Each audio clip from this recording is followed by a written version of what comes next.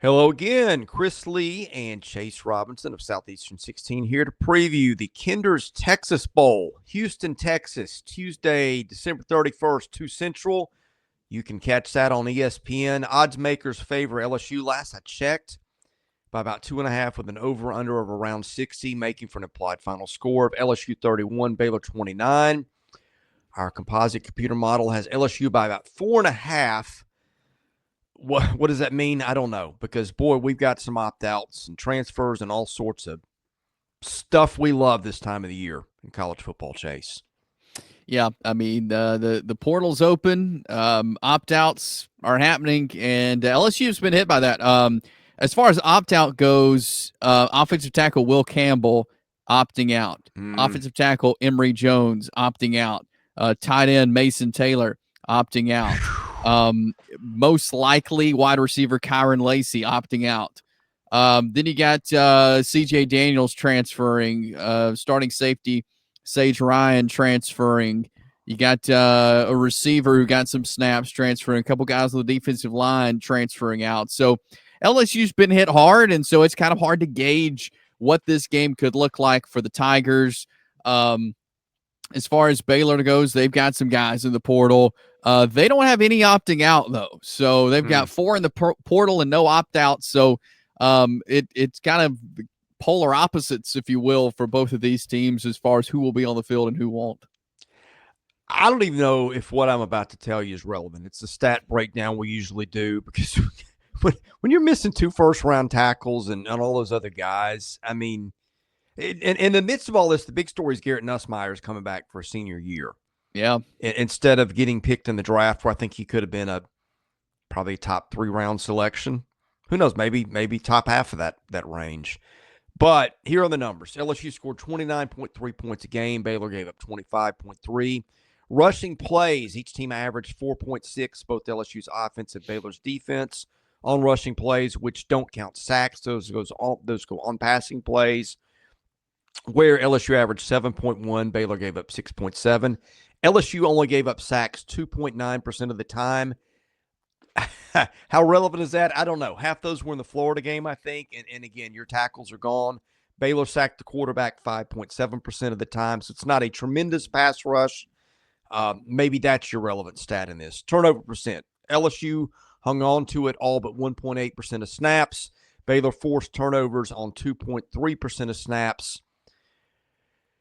Chase Robinson, I have no idea what's relevant in this matchup or not, but you tell me. Yeah, it's hard to tell. And these numbers will most likely look different. LSU's been a team where if they take control of a game, their offense has looked really good and in control of the game. Now, playing from behind, I feel like is where LSU has had their issues. But yeah, Garrett Nussmeire coming back is a big deal.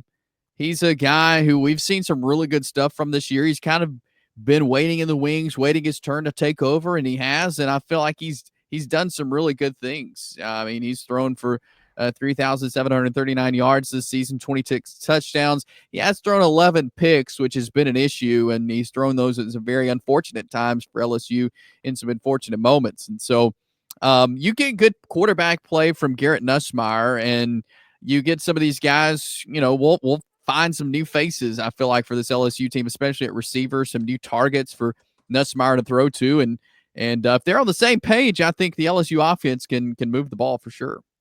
Yeah, one thing to note, and this just happened within the last 24 hours, Baylor safety Corey Gordon Jr., who was statistically one of their better defenders, 3 picks, 37 yards. That led the team. He's in the portal. So just something to keep in mind on this matchup. Yeah, and that's something maybe you see the offensive staff at LSU say, hey, that guy's out. Let's try to – there's going to be a younger guy in there. Let's try to target them some. So, maybe you see something like that from the LSU offense. All right, before we switch sides of the matchup, BetOnline continues to be the world's most trusted betting platform and your number one source for online betting. From the earliest odds to in-game live betting, BetOnline provides you with all the action and the ability to watch the games as they happen with the largest selection of odds on everything from football, the NBA, college basketball, NHL to UFC. Head to BetOnline today. Don't forget to use the promo code BELIEVE for your welcome bonus on your first deposit. BetOnline, the game starts here. So hopefully we're offering you something of use. If you're planning on betting on this game, BetOnline is the place to go. Let's flip sides up matchup. We've got LSU's defense versus Baylor's offense. LSU's defense was kind of under the radar solid. I know Harold Perkins Jr. got lost early in the year. LSU allowed 23.8 points a game. Baylor's offense, 34.7 points a game. Now, here's an area that could be problematic for LSU. Baylor averaged 5.5 yards per rushing play, which is exactly what LSU gave up per passing play. Baylor had 7.4 yards on passing plays, 6.3 on rushing plays. Sacks, Baylor only gave up sacks 4.5% of the time. LSU had a pretty underrated pass rush, even without Perkins. Blake Baker's defense sacked the quarterback 9.1% of plays. And turnovers, LSU a little low here. 1.8% of snaps, it forced turnovers. Baylor 1.7% of snaps. So Baylor didn't really turn the ball over much. What do you make of this side of the matchup?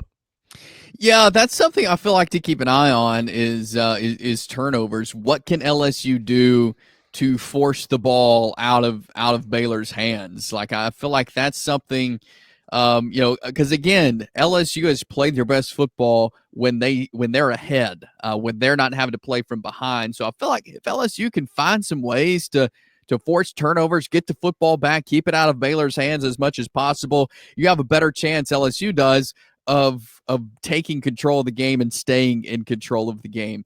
Look, Baylor's going to score points. They have this season. Robertson's thrown for 2,626 yards and 26 touchdowns, 7 interceptions. I feel like the two quarterbacks are kind of similar. You may get some of the same things you see out of Nussmeire. You may get out of Robertson. So, I'm